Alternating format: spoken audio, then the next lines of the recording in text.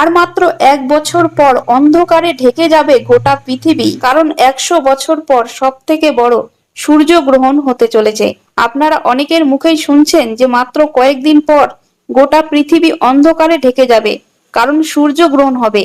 কিন্তু সেটা আসলে ভুল কথা। সেটা কয়েকদিন নয়, এখনো 1 বছর দেরি আছে, কারণ এখন চলছে 2025, এরপর 2026 পেরিয়ে গিয়ে 2027 আগস্ট মাসের 2 তারিখে এই গ্রহণ লাগবে।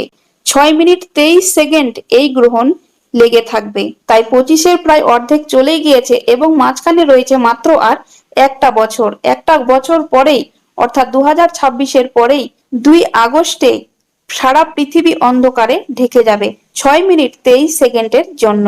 আর এই সূর্যগ্রহণটা সব থেকে বড় সূর্যগ্রহণ, কারণ অন্যান্য গ্রহণ মাত্র 3 মিনিটেরও কম থাকে, কিন্তু এই গ্রহণ 6 মিনিট 23 সেকেন্ড থাকবে। শাস্ত্র মতে বলা হচ্ছে 100 বছর পর এই গ্রহণ নাকি লাগতে চলেছে। তো ভিডিওটি অবশ্যই সেভ করে রেখে দিন, কারণ কবে গ্রহণ লাগছে এই জিনিসটি আমাদেরকে জেনে রাখা উচিত।